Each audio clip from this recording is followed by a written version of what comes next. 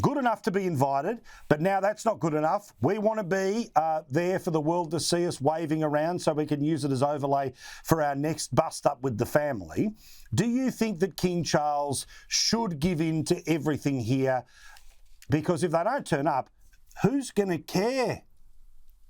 Well, I think certainly in the UK, most people will be delighted if they don't turn up, and even more delighted if Meghan doesn't feel brave enough to come, because they will be boos that you've never heard.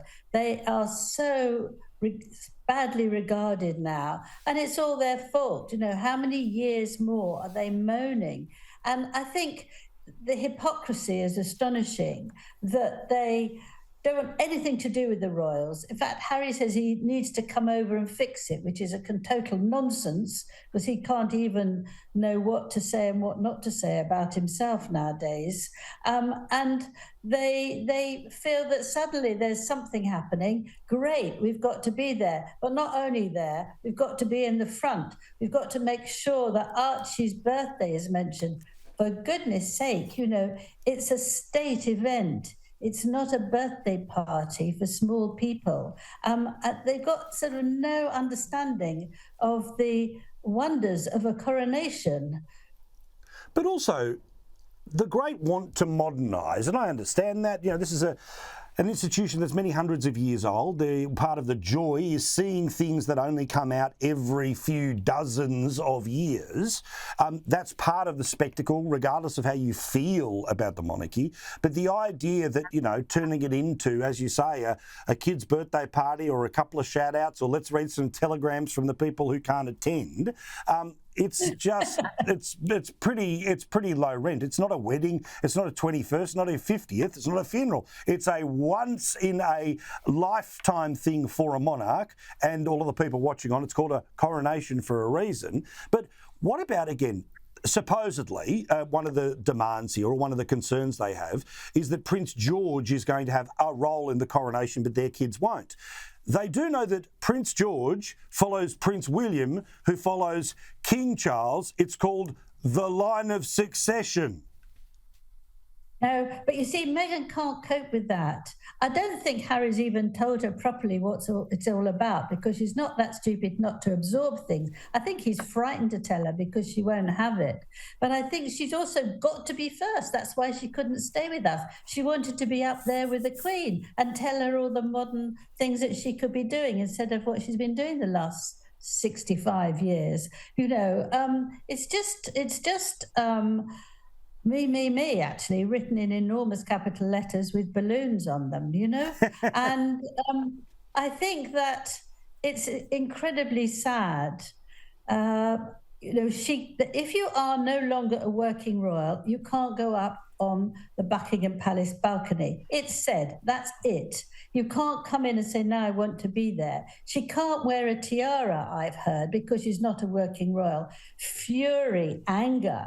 I mean, how can she not put one of these tiaras with masses of diamonds on? That will get loads of pictures taken of her, and she can use that for the next documentary. But then it would be full of moaning about she only had 75 diamonds and Camilla had 93 diamonds. She's not rational about these things. You can't expect to trash something and then want to be in it. It doesn't make any sort of sense.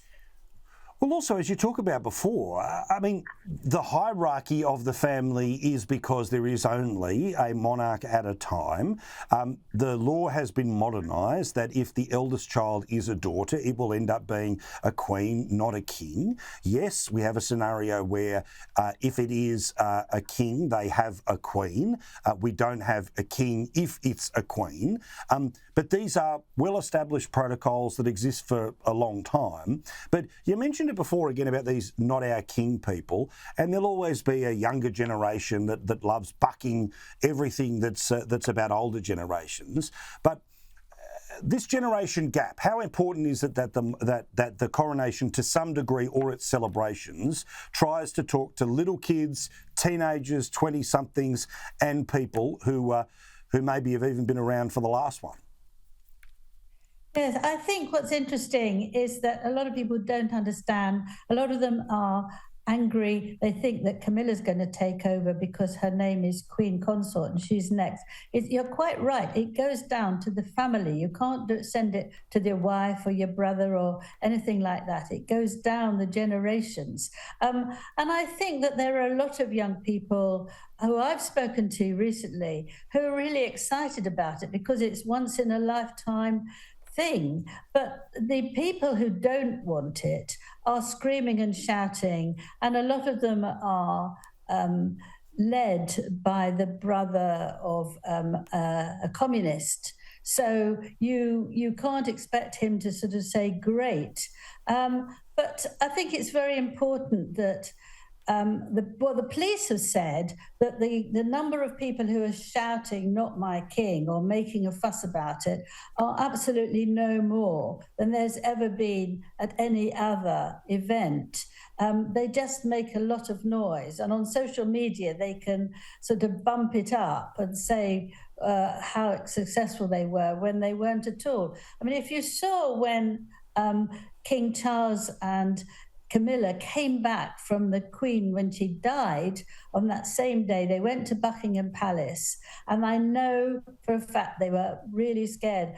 Would there be nobody there? Would people be shouting against them and, shouting for the Queen? But actually, it was amazing. It was full of thousands of people who were cheering them and singing "God Save the King," which we haven't heard for 70 years.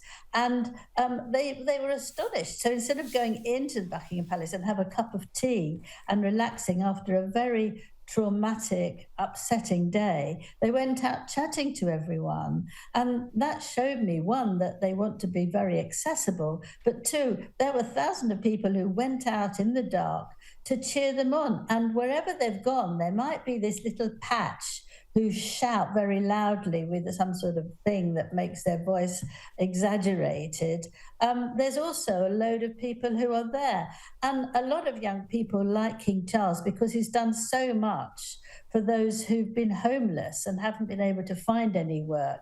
I mean, he's well over 1 million people have got jobs and careers because he cares so much about the young generation. So it's all sorts of nonsense, really. And I hope that the day will go very smoothly and that modernisation would be exactly what the King wants, and that it's slightly less money, but very grand and spectacular, which the UK is very famous for.